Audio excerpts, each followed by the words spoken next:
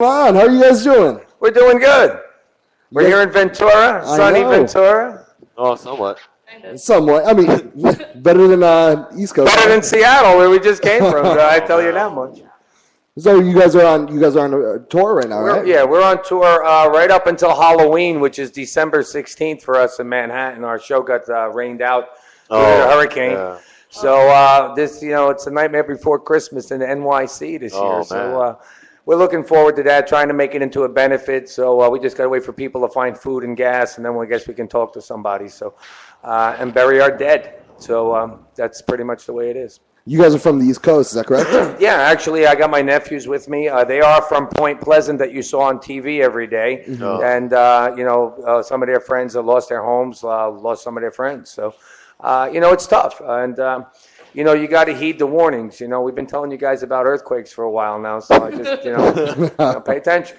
It seems like the West Coast is really dodge. I mean, everything like disastrous is happening in the East Coast or in the South. And you know what it is. I mean, as far as weather goes, you guys are on the downswing of the way the ocean circulates. I mean, your weather comes down from Alaska. So what happens is that's why Seattle is just like a wet, soggy joint. And so, by us, the hurricanes come up the coast. And they had it, I don't know if you saw the TV, but they had it where it was going to make a 90-degree left-hand turn, and nobody believed it would happen. So it hit the cold front coming in from Chicago, made a hard left, and just took New Jersey right off the map. So just done. And then swung around Connecticut. My guys were all up in Connecticut. I left them up there thinking they'd be safe, and I guess we lucked out.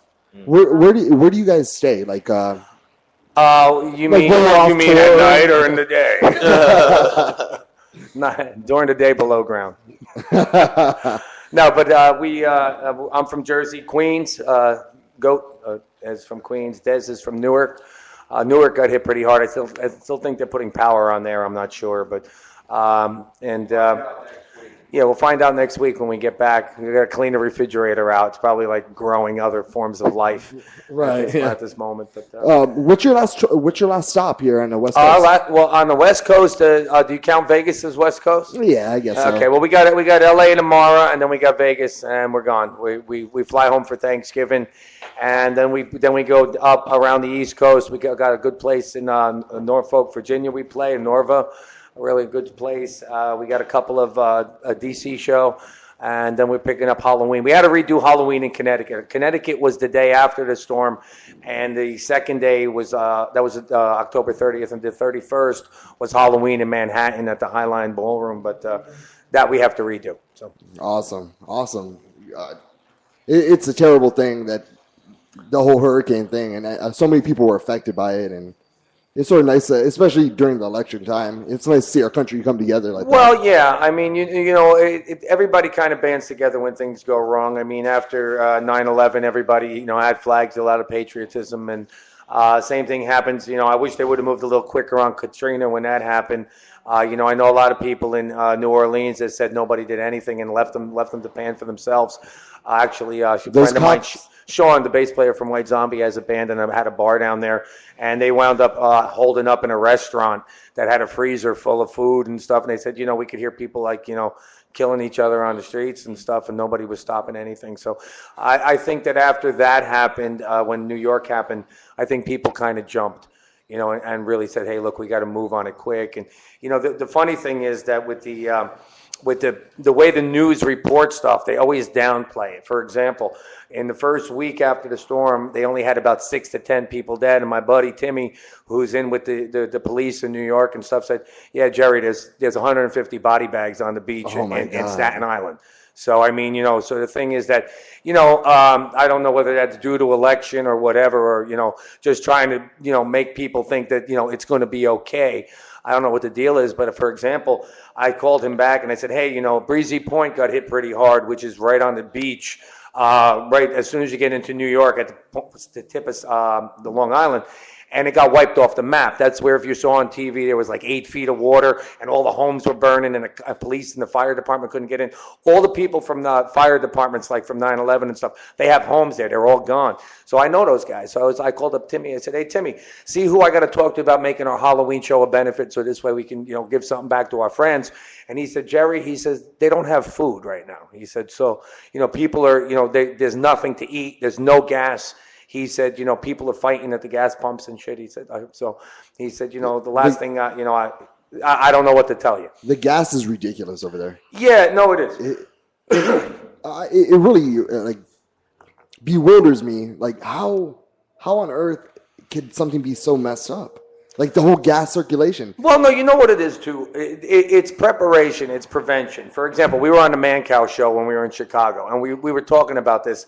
And the thing is, there's certain places that the government pays for, such as schools and courthouses and jails, and well, not so much jails and courthouses. Let's back up, but schools. I mean, schools should be a haven where there is fuel, where you can charge your phone, where they got water on reserve all the damn time, fill tanks that circulate constantly. Okay, because when water flows, you just turn the faucet on. It's not a big deal. But when you can't turn the faucet on, it winds up being a major calamity. So, the thing is that they should use the schools, reinforce the schools. So if you do have hurricanes or tornadoes in the Midwest, that people can go to where the schools are, because the kids all go to the schools in their area. So that's the best, in my opinion. The kids know where the schools are. That's what you got to do. You got to really reinforce your infrastructure to compensate for disaster. You just can't sit down and wait. For example, in New Orleans, right? They spend, it cost $1 billion or $2 billion for the damage. It cost them $800 million to build the levees the right way. What don't you see? Yeah. You know what I'm saying? Next storm hits, people are going to die. The dams are going to break because they do a shoddy job. You got to build the fort to withstand the pressure. That's all. I think we're just arrogant. We need to prepare. Arrogant's a good word. Yeah, prepare for the worst case scenario. You're talking about an area. I gotta see it. Dun, dun, dun, dun, dun. Oh, this one work now? Yeah. Okay. You're talking about an area that normally doesn't get hurricanes. Okay. One time we got stopped, we had a layover like in Orlando or Miami or something, and they had a freak frost. And there was 100 planes in front of us because they had one defroster. So they weren't prepared for that. Now, I had a cousin down the shore who lost the whole first story house. And his brother lives in Tampa. He goes, yeah, see, you should move down here. What? You're going to move down to Florida where you have hurricanes all the time? But no, California, you have fires every year. You got billions of dollar homes in Malibu falling into the ocean every year. Yeah. But people are just kind of used to it. But in New York, when was the last time we had a hurricane? And the year before, an earthquake. We had that earthquake in New York, which there was damage. It wasn't as bad as this hurricane situation that we just had. So it's just kind of we're unprepared for it. When do we get hurricanes in New York and earthquakes? So this is all new. Maybe if people laugh at global warming, maybe they shouldn't. How do you feel about that, global warming? Well, I don't know. I mean, when was the last time New York had a hurricane? Now they're getting bigger and more destructive as they go. There's just more energy in the whole system when the caps melt. I mean, it's a very simple formula, but it's double, or it's shrunk in half the size since 1989. Half the size, and they were saying by 50 it's going to be gone. I mean, 2050, just done. I mean, but this is all hearsay and speculation, speculation. I don't know if this is all because of global warming, but it probably has something to do with it. George Bush. Just blame it on him. That's the best thing. That's the easy way out. I can't believe him. How do you guys like Ventura? We come here every year. We must like it. You guys? Well, we're really good friends with the people next door, and they look out for us. And the venue is amazing. It's real intimate. I mean, Billy Idol Beautiful. see it coming. Snoop Dogg comes. I mean, they get a lot of really great acts. The town is really great. We always eat at the Busy Bee over there, and then we That's my favorite. Then we go to Spencer McKenzie's around the corner for fish tacos. I mean, look, so that's about it. And it's a good place for us. Where's your favorite stop? This is one of them. This is one of them? Yeah. What's the number one? I like Roseland in New York. Roseland? Yeah. It's, the Stones play there, Bowie. It's a gig that the sound is really great. It's right in the middle of Times Square, right off on 52nd. And my buddy used to run the place, so he used to take my kids. My kids would say, "Dad, Rage Against the Machine is playing. We got to go see him." Yeah. So we would sneak us in. God rest his soul, he died on us, but he would sneak us in the back door, me and like 15 kids, and we'd go down in the basement and play video games and order Chinese food till the doors open. Then we'd sneak out through the coat rack and go up in the balcony in the VIP. And we saw Rage Against the Machine. We saw Bowie, and Bowie disappointed me. I'm a big Bowie fan. I mean, that's why I play. And he was doing his Low album. All he did was stand there with a drink in his hand and a cigarette in the other. And I told my kids how great it was, and they all look at me and they're all yawning and shit. I said, "Well, let's get the hell out of here." I said, "I'm so sorry, man." Can we go back in the basement? And I'm a fan. I'm like a number one fan. So the thing is that Roseland has the greatest acts and the greatest vibe, and it's a really good place in New York. You're a Jersey native. Yes. So everybody that comes on the show, I usually bring this subject up. Do you think that the Jets and Giants should be called the New Jersey Giants?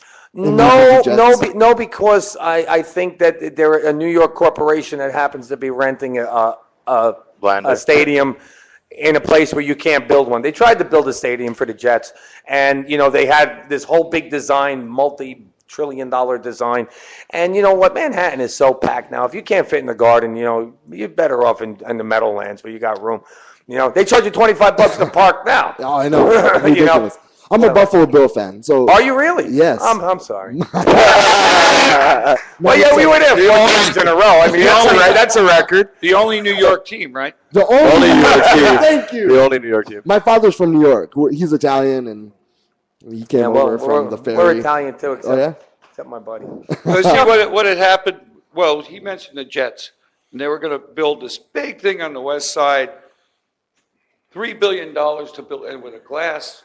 It was going to be enclosed. Train station, bus station. You couldn't help but get to it. But that was exactly the time when New York was supposed to get the Olympics. When they didn't get the Olympics, the whole thing went right down the toilet. No. Olympics, they spend a lot of money on the Olympics. When a country wins the bid for the Olympics, they go into hock just to represent. Mm-hmm. Like, have you seen the one from China? What a big production that was. Man. That was amazing, right? With all the drummers and stuff. They were really good. I'm not putting you down. I know, he's like so quiet on the corner. But like you said, there's no room. They would have tried to make room for that. Mm-hmm. But a lot of people were upset. They would have had to move old neighborhoods out and tear things down. The Giants was a different story. When they moved, originally they went to the city of New York, which at the time was bankrupt. The mayor, Lindsay, and asked, well, we'll put up half the money, you help us out. And they were like, no, we can't do anything. And where are you going to put it? And, at the time, football teams were looking to build their own stadiums. They were tired of playing in like Yankee Stadium and like the Jets and Shea Stadium. They wanted their own place. So they said, fine. We got half of our fan base is over in New Jersey. And then some guy cleverly copywrote the name New Jersey Giants, thinking that the Giants, he would get some money out of the football team. And they said, our original contract says for 100 years, we are the New York Giants, no matter where we play. So we're the New York Giants, and that's what. I was going to trademark Desert Storm when he had Desert Shield. I said I was going to sue the government. Every time they said Desert Storm, I wanted a nickel. Eric, how did you become part of the band? How did it happen? I mean, it has to be the greatest thing ever, right? It is. It was a great experience. When I was on tour with another band, and he had a problem with his old singer and his drummer. And just like any smart, industrious guy, he approached me. We don't go down. Yeah, he said, we don't want to stop the tour, why don't you try to learn the set as best you can, and it was very successful. And that was in like 1999 or 2000. And we finished the tour. We played for a little while longer, and then he had other drummers come in, Marky Ramone and Robo, who was one of the original drummers in the band, and a gentleman that played. How long ago was Marky Ramone? Marky came during the 25th anniversary when Dez was there. What happened was Dez came out as a special guest, and he's still here. So anybody that's a special guest, you might as well just pack your bags. So anyway, so what happened was that we had a problem with our other drummer. They quit on us at a show at the House of Blues in Disney in front of 1,800 people in the sold-out show. In the middle of the show, they quit. So I finished the set by myself. Wow. Okay? And I threw this big moonsault into the crowd. The place went crazy. It was cool. But after that, I went out in the bus where I was fuming. And, I threw their bags out of that truck, like a scorned woman. I was mad, So anyway, they wound up splitting. And I have no idea where they've gone since. But the thing was that when we came out, Goat was on tour with us. And I knew he could handle the job because I knew he knew the band. And I know he could do 2 sets a night, which is not an easy thing as a drummer. Oh, I know. Especially we do 50 songs. So the thing was that Damage Control dictated that I come up with something really strong. So I got Robo back in the band, who played on Earth A.D., who was the original drummer for Black Flag. Mm-hmm. So Robo had credentials already being in the band. And Marky Ramone has credentials. Right. So those guys had just died. Joey just died he was supposed to sing with us on our 25th anniversary. We played on the 18th, which is our 25th anniversary to the day. Joey died on the 15th. Okay, so I had to go out in front of everybody before we even started the show and said, listen, we had a special guest, and I'm really sorry, but the King of New York is dead, and I just wanted to say that this is for him, and we played the show for Joe. And what happened was that I decided that if I brought Robo back and Marky back, it was going to totally overshadow any of the bullshit that was going on in our camp. Mm-hmm. And it did. You know what I mean? And so Robo played with us for a while, and then Marky became the drummer, and we did a 1950s cover album. And then Marky wound up, doing wandering off into another dimension. And Robo came back. Uh-huh. And then we were having problems with Robo because he's Colombian. And Robo's been in the country since 75. Okay, everywhere we went, it was an interrogation. You're from Colombia. Where's your special visa? Where's this? And he wouldn't get a U.S. passport. He was married because he worked with us in the machine shop because we're machinists by trade. So he worked with us. He got married in the United States, had a son in the United States, and never got a passport. Never got citizenship. I don't want to do that. I thought you want to do that. I book a tour of Europe for 5 countries. Okay, 40 shows. 2 countries won't let him in. So I had to fly him in. Every time we had to do something, it'd be like, get Goat on the phone. Go, can you tell me you do it, please? We're going to China. Hey, Eric, when you first get that first phone call, what is going through your head? Man, it was exciting. He knew it was coming. That was crazy. That was a really big. It was really big push for me. I had to really get my shit together and be like, you're representing something really big. Don't fuck it up. How long did it take you to learn the sets? Oh, you know what? An hour and a half. How long is the set? It took him an hour and a half to figure it out because we had to do it on the spot. It was hard, man. In the beginning, I had to really I was on the road with my band. I wanted to party and have a good time like anybody else. But I had to take hours out of every day and learn, as many songs as I could and make little charts for myself and just make sure that I get it right. And on the plane ride there, are you just listening to it? Oh yeah, absolutely, all the time. Even now, I try to listen to part of the set before the set just to get myself in the right vibe. Mm-hmm. I listen to Robo's interpretation of the set. I listen to Marky's interpretation. I listen to Chud's interpretation of the set. His is the best. And mine is the best. No, by far. No, by far. And you know why? Because he listens. How about that, everybody out there in radio land? He listens. He listens to stuff, and we decide what's the best. Mm-hmm. And if you think you got all the answers, you're the biggest fool there ever was. So that's really where it comes from. He knows the game. He works hard, and I'm proud to play with him. Wow, thank you so much. Are you guys so after a show? Are you guys still partying? Like you guys are on tour? No, we don't party. You don't party no more? No. Done? No. I don't say that. But at the same time, I have a philosophy that when I was a kid and I worked at my dad's shop and he used to treat us like mud. You know what I mean? We got paid minimum wage if we were lucky. We'd work 60 hours for minimum wage for 30, you know? Yeah. So the thing was, if I bought a ticket, I went to go see a band. If they weren't 100% into kicking my ass, I had a problem with that so the thing is, when we get kids today, especially today, money's really, really tight. When kids come to a show, I'm out there pumping iron in the street. I'm working on my vocals. Yeah, we are coming to the plate. You know, we're going to try and steal home if we get on third. You know what I mean? So that's the philosophy. We give you everything we got. Tonight's show we could play to 100,000 people in Sao Paulo and at a big festival. And this is just as important. We hit it the same every day. And it's the kid's time. When I go home, I can do what I want. Okay, but 2 weeks before, I chill it out. You know what I mean? And I take it. We lift and we work out. He does jiu-jitsu with Renzo Gracie in New York. I used to do jiu-jitsu with Half Gracie. With who? Half Gracie. Oh, really? Yeah. And where? In Hawaii? Some of these Gracies are really screwing a lot. This is what it is. I didn't mean that, guy. Take that back. I quit. I was a yellow belt and I quit everywhere. Because he separated my shoulder because he said I was too cocky. And I just quit. Well, you deserved it. He might have been a little too cocky then. Because I rolled up a brown belt, and then I was walking around like I'm a professional wrestling fan, so I just started bragging like, "What's up?" Was it instant karma? Did he get you right? Oh, he was like, "Oh, come here, you're bad. Come here. I want to see how good you are." Yeah, see, let me tell you something. I could see like in the MMA, okay, where you got to fight somebody that you need that aura of going in there and being dominant. But when you train professionally, or not professionally, or like as a goal to be better or to make yourself better, I think it's important that you have an honor system where you look at it. That's what he always tells me. They tap out. Like when you're working out, you tap out and you just say, okay, well, you got me. It's not about hurting somebody or being over the top. It's about working on your program. Mm-hmm. You know what I mean? And I think that's the beauty of what goes on now with all these kids training for martial arts, is that there's a code of honor. And I think that's the most important thing, is that I think that's the best lesson you learn. It's not the moves or what you can do or how. There's always somebody come along, kick your ass. Oh, yeah. Okay, on any given day. Any given day. You can be the toughest son of a bitch in the world. Somebody come along, the little guy, and kick your ass.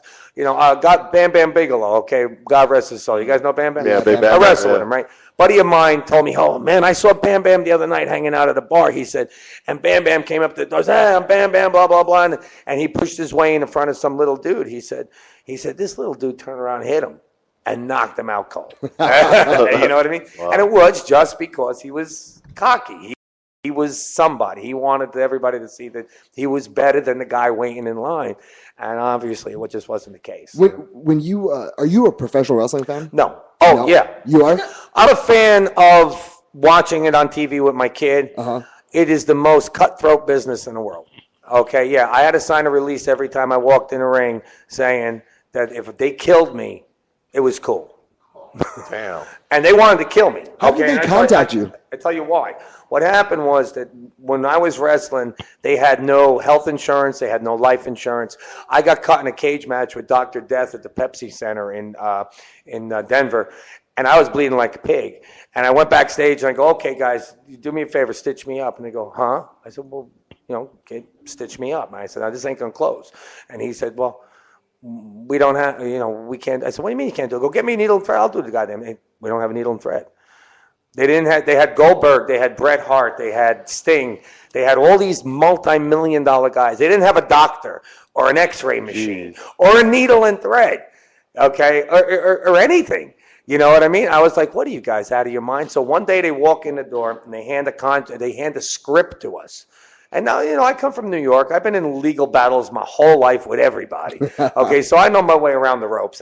They walk in and they hand me a script, and I stand up in the middle of the room and I go, see this script? This is SAG. You guys want insurance? You want health insurance? You want life insurance? I'll call my New York attorneys tomorrow, and you'll all have health insurance. And that's when I knew my life was in peril. I was a target at that point. So, they wound up getting out of there while the getting was good. And Goldberg, he told me, he goes, Jerry, the only guy who could have done that was Hulk Hogan, and he never did. No. So pompous.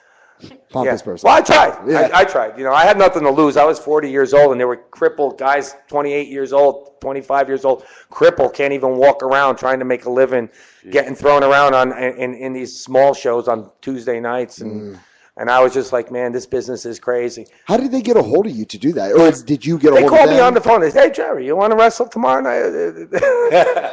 Now, we were at the, you know where Prince filmed Purple Rain? It was at the First Avenue, it was called, up in Minneapolis. Right. I'm pretty sure. Across the street, catty corner to it, literally across the block, was the Target Center. And this guy Vampiro, he's from originally from Canada. Yeah. He's originally from Canada. He wrestled in Mexico, and then he wrestled in Japan. He knew Dr. He knew everybody. But the thing was that he hooked up with ICP. He was with the Clowns first, and they were hard to deal with. So they said, "Get these idiots out of here." And then what happened? and then what happened? They brought us in, and they immediately, we came in on a Monday night. And I think he was wrestling. I think he was wrestling to some guy Berlin, and the guy, his bodyguard, Berlin's bodyguard, was about 7 foot tall, about 380 pounds. He was tried out for the 95 Cowboys as a defensive end. Came from Penn State. Big, pick me up with one hand like a wet rag, throw me around the place, right? So we came in, and we would get our butt kicked every television show, but on pay-per-views we'd go over. They had us at one point, right? At one point, we were the 9 o'clock match. The WCW came on at 8 o'clock. WWF came on at 9. So what happens if you ever seen a wrestling show? The first 15 minutes is me and Goat, we got a problem. Yeah, I'm going to get you, motherfucker. And then it'll be, Dez has got a problem with this guy. It's a glossary of what they're going to show you for the night. Right. It's like a summary of we were the 9 o'clock match. In front of me was Sting. Behind me was Goldberg. And we would be a 15-minute match that all the kids would watch. And they would not watch the WWF because we took away the glossary. It was a brilliant idea that those hillbillies in Atlanta finally had. Okay, but the problem was they tried to screw me. Okay, they tried to get me out of my own band and put Vampiro in playing bass. Hello. So I had to. You guys didn't have no creative control at that point? Well, the problem is with the creative control is you got it to an extent, but the thing is that they want you under the thumb. Okay, the wrestling people want to tell you how high to jump and how where to sit and where to shit. You know what I mean? And that's the problem. The big guys have agents that stand next to them that go in and negotiate this stuff. Mm-hmm. The little guys do exactly what they're told, or they get their butt kicked right out the door. So the thing was that. I saw it was a hard business for these guys. I tried to do something right, and it wasn't a place for me. Who's the stiffest you worked against? Who's the stiffest? You mean the hardest guy? Yeah. Ming hurt me just picking me up. Ming the Merciless, they were all afraid of him. Ming and the Barbarian are cousins, and they're from Samoa. Okay, Ming is probably the deadliest man that ever walked the face of the earth. And they would have a contest in Samoa that they would fight. And him and his cousin fought for 3 days straight to see who was the toughest guy in the island. Right. Now, Vampiro told me this. He told me the story about Ming. They had a guy in Japan that was a karate, like the best karate guy that Japan ever had. He was like Muhammad Ali of karate. And they said, well, do you think you can fight Ming? Ming was an established figure in Japan. Ming went into the ring with this guy and hit him broadside the head and crushed his skull. Oh, geez. Okay, one shot put this dude out for his life. He wasn't dead, but dude never picked up a thing again. And in Japan, there's the code of honor. The guy, even though he got beat up, when he got better, came back and thanked Ming for the opportunity. And there was one match where Ming came into the ring, and Vampiro beat up whoever Ming was with, his teammate. I don't forgot who it was because I was scared shit. Right? So Ming got me. Okay, and the thing was, I come through the ring and I kind of push Ming off of this guy and I try and get away. And when I go to slide down, he reaches over the ring and he's supposed to pick me up. He grabbed me by my leather jacket and he picked me up with one hand over the ring. I weigh 215 pounds. So this dude picked me right up over and just slams me on the ground, and he does that with his big hair. His hair goes ah. every part of my body hurt the next day. My studs came out of my coat. I mean, it was like when you're in the back and you see him, do you like just don't make eye contact? Me and him got along really well. I would bring T-shirts. We were on tour with Guar, okay, at the time. So we were on tour with Guar, and every time Monday Nitro would come or Tuesday, we had to leave and do the Nitro, and Guar would play by themselves. I used to bring cases of T-shirts for all the guys. I would carry like 2 huge cases of T-shirts through the airport just to give stuff to stuff. So, with Ming, and I gave him like all kinds of stuff for his kids and stuff like that. He would sleep on the chairs, put a bunch of chairs sideways and sleep. And his head wouldn't even like move. It was like hang in the air. And I told him, I said, Ming, look, I got a box of T-shirts. Why don't you take a big ball of T-shirts and put them under your head? I don't need that, Vampiro said he would climb up the palm tree and pull the coconuts off. Right, and then come down and break them with his hand.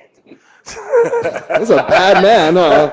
Yeah, it was amazing. Who are you real close with? Out of whole experience? I got along with Bret Hart really well. You did? Yeah, because his brother recently had gotten killed. Mm-hmm. That's always a questionable thing too. Yeah. Okay, and I had given him the action figures. We had action figures, and I gave him some for Bret's kid. And he came back to me. He says, Jerry, he says, Owen's kids really liked him. Can you get me more? And that's about the only 3 words he ever said to me. He was a very quiet kind of guy. I used to dress with Chris Benoit. Benoit used to sit next to me. And they were nice guys. And they got chewed up by the system and spit out. I mean, what happened to Benoit is like a nightmare. I mean, you can see horror stories for the rest of your life, right? Science fiction stuff, and Chris Benoit's ending is the most horrifying thing I could possibly imagine. Yeah. And he was a really, really nice guy, and he worked really hard. Yeah, everyone. That's what across the board, no one's ever said about. I've never heard anyone say anything bad about Benoit. Yeah, well, when we went to Toronto, we were in Toronto on a pay-per-view on a Sunday night. On a Saturday night was a WWF pay-per-view, and we played in the Air Canada, and to 26,000 people, and Chris Benoit wrestled Bret Hart, where his brother got killed for the championship, okay? And they come in the dressing room, okay? And, I got to give these hillbillies credit. Sometimes they come in the dressing room, and they look at me, and they go, you. I said, well, you mean me? What me? What are you going to do to me now that you haven't already done to me, And they wanted me to, talk to all the press and stuff. So they grabbed me and they brought me on, and I got to talk to all the press people and set up the event, stage the event. Mm-hmm. Tonight, Chris Benoit is wrestling Bret Hart to avenge Bret's brother's death for the championship here in Toronto. Be here tonight. Blah, blah. I'm doing all kinds of TV spots and shit like that. So, it was well. I mean, it's a tough business. And at the time, it was $1 billion business, okay? We had just taken, when we were there, we took the ratings away from WWF for that 1 month. And then they tried to pull a quick one on me, and I caught them and shut them down and got rid, kind of targeted my guys in the band to turn, went to stab me in the back. Very vengeful. Do you get a big contract because you guys were already known? We had no contract. I had to sign a release every night that they killed me if it was okay. That's what I'm trying to tell you. There was no contract. Okay. I was just... No, look, I have ultimate respect for the guys in the business because, especially the high flyers like Rey Mysterio and those guys like that. Those guys really, they take they take some big shots and flying around and, it's not all yap. A lot of people are just all talk. Yeah, I'm going to kick your ass kind of stuff. When you start doing triple backflips off of the top rope in the cage and stuff like that, that's when I got a lot of respect. I know Mankind, Mick Foley pretty well. He had done the ICP movie. And I had taken my Winnebago to Brooklyn to the docks in the middle of a blizzard so that he had a place to stay because he was sick while he did the filming for that. And I brought my son with me, and my grandma made a whole tray of meatballs and stuff, so I brought him food, and we sat in the truck, and, the kids got to meet him and stuff, and, he was a really nice guy, and, but he took some shots. I don't know if you ever saw the match where The Undertaker throws Mankind through the top of the cage, and all his teeth are sticking out of his lip and stuff. Up in his nose. Yeah, you saw that, right? His teeth came out all over the place. We had to talk. I asked him about that. I said, what the hell was up with that, man? He goes, he choke slammed him on the top, and the cage broke. Yeah. And the cage. Right before that, he threw him over onto the table. The table breaks your fall. Let me tell you that. Thank God he hit the table. He sort of glided off of it, though, huh? Yeah, he did. He kind of skimmed off it. You're absolutely right.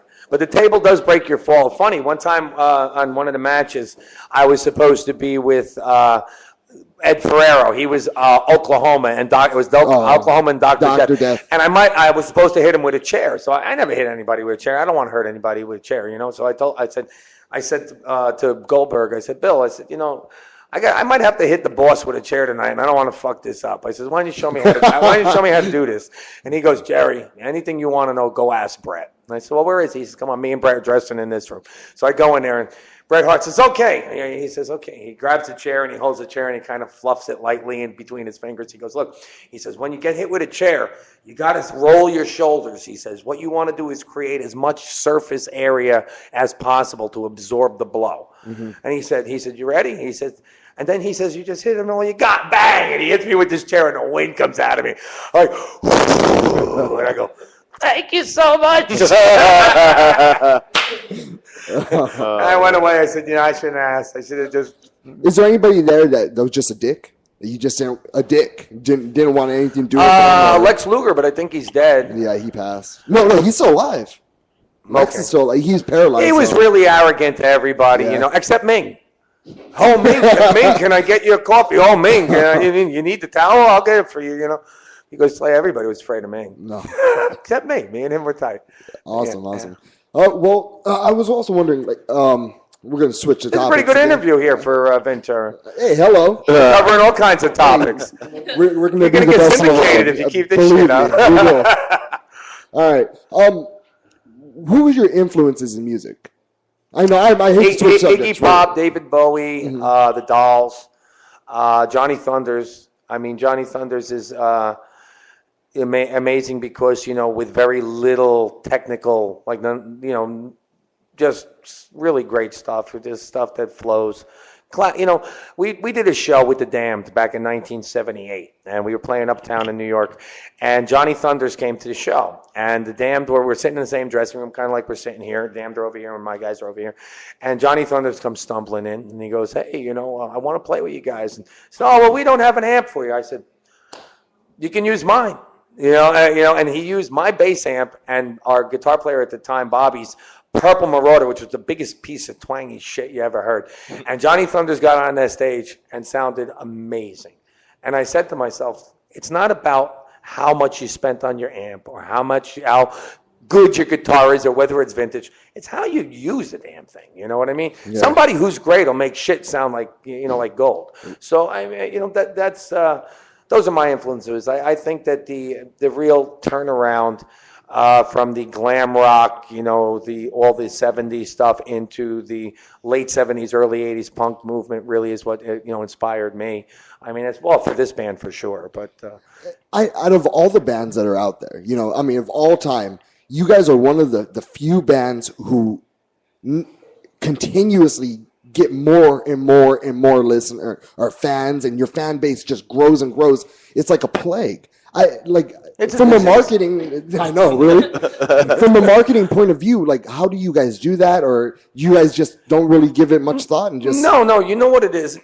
It's the formula of the 1950s rock and roll. What people don't understand is that trends repeat themselves. For example, in 1950s, you had rock and roll, you had Elvis, you had Buddy Holly, you had this.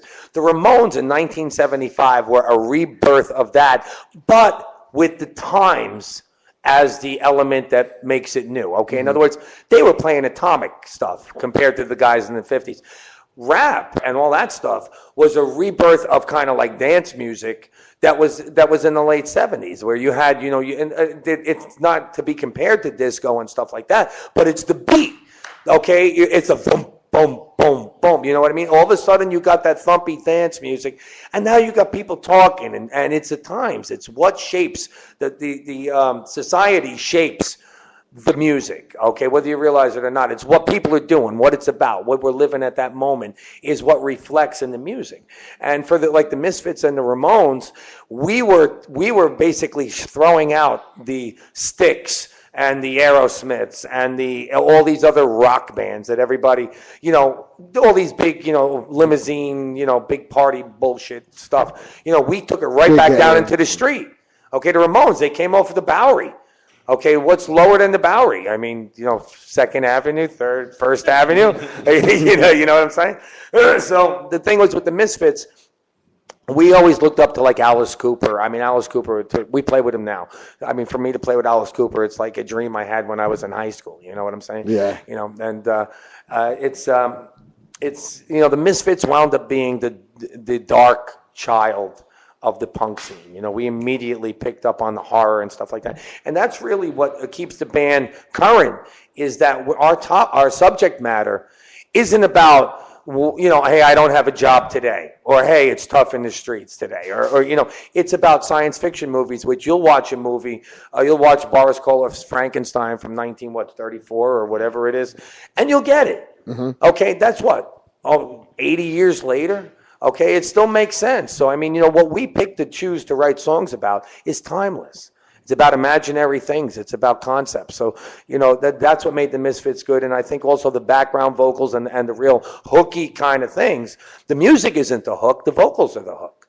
And that's really what I think we went back to basics with. And I think that's why kids today, like these kids sitting here coloring your posters for the street, right? They'll get it. They'll find the Misfits 5-6 years from now. They'll listen to Walk Among Us 1982, and they'll get Skulls. They'll get Violent World. They'll get these things. And that's the one thing that I think really keeps us going, is that what we chose was not something that was fleeting. It was something that would be here forever. And we're just trying to do the same. What a life. You know what I mean? What a hard job. Wrestling, an iconic band. Well, speaking of iconic band, I was talking to Brian earlier outside, and you guys have like one of the most recognizable logos. If anybody sees the skull of the Misfits, they know what. Yeah, they know what it is. People see it and have no idea also what it is, but they sport it. And do you know why? Because it is the most basic thing. It's white. It's black and white. Okay, I got kids that come to me that are in grammar school doing artwork with our skull, making shirts in the class when they're learning silk screening, because it's one color, man. It's black and white. It's a black skull on white or pink or hot green, or a white skull on black.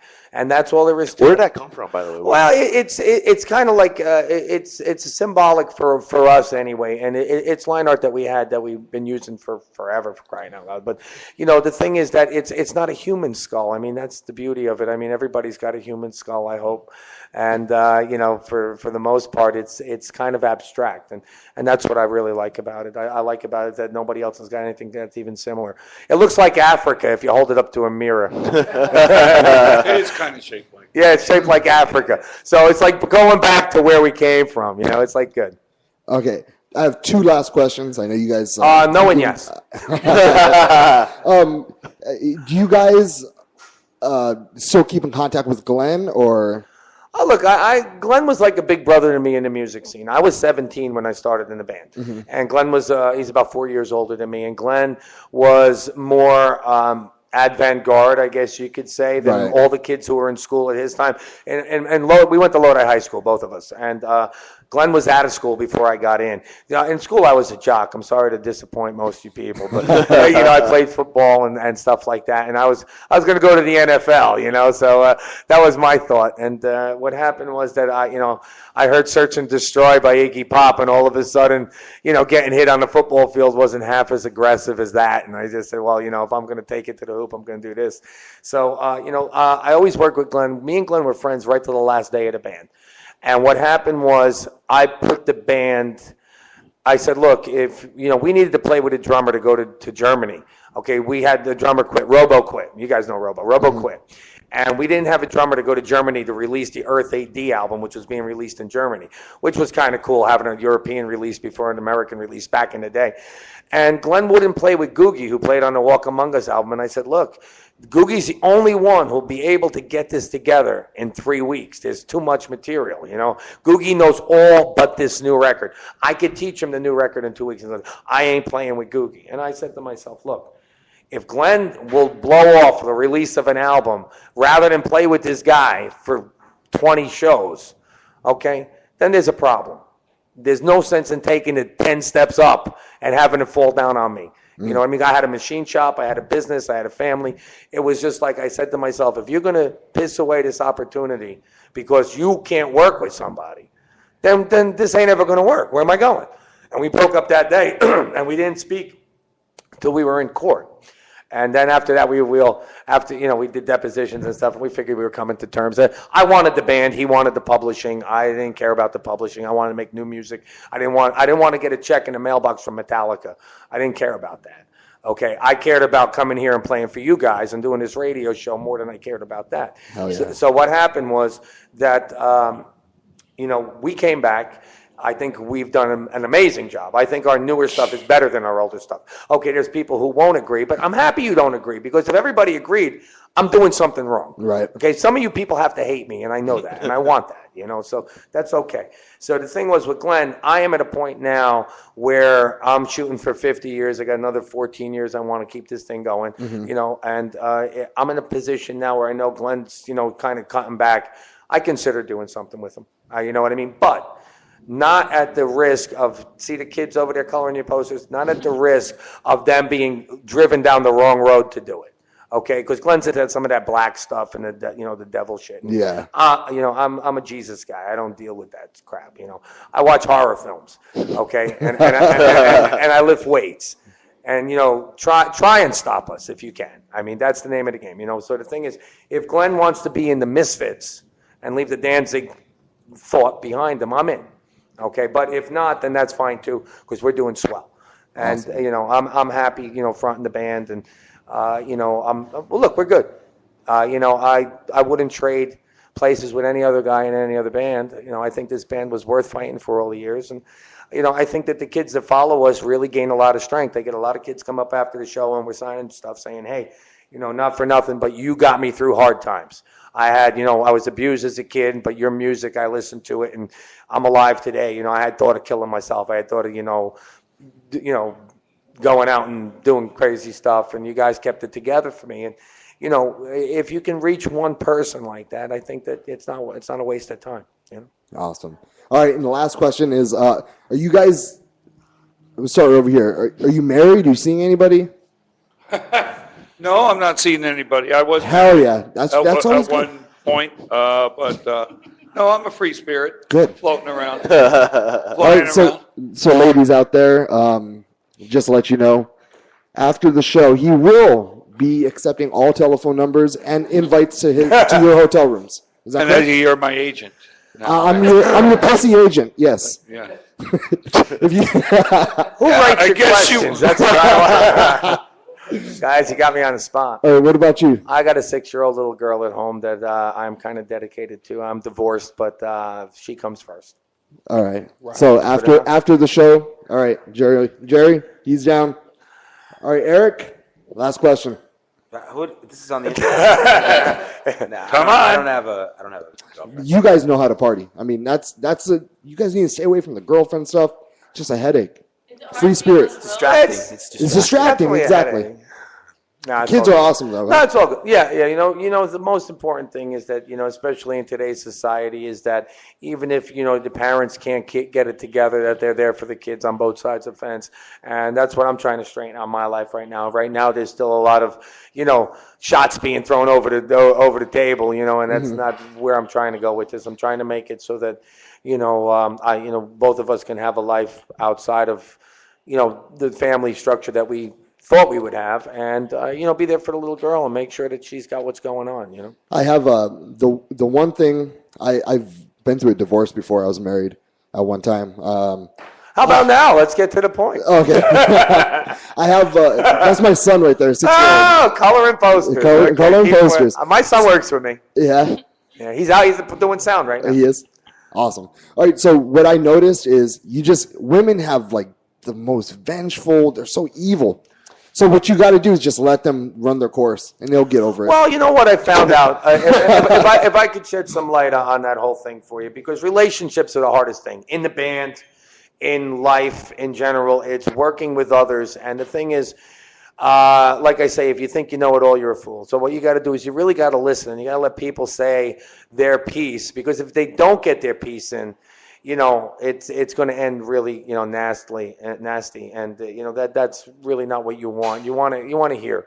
So, that's what I'm working on now. We got a counselor now that comes to, to the house and tries and smooths things out and makes my daughter feel secure. And he gave me this little bell that I listen to, and I'm supposed to listen from the heart, and it's a heart bell. And my little girl comes up to me and goes, Daddy, can I have that? I said, well, when you see I'm listening and you don't think I need it, then it's yours. You'll tell me when it's yours. Okay. So I'm working on listening, even though I talk a lot. Yeah, I mean, kids are the most awesome thing. Like, my son changed my whole life and how I look at the world and how I treat people and what I want for other people and my respect for other people in general in the world. And I'm thankful. Well, one point before I lose you, because I don't know how far you guys reach out, but this has really been a great interview, by the way. And what happens is that, we just had an election. Okay, now I'm Obama 100. I take a bullet for the man.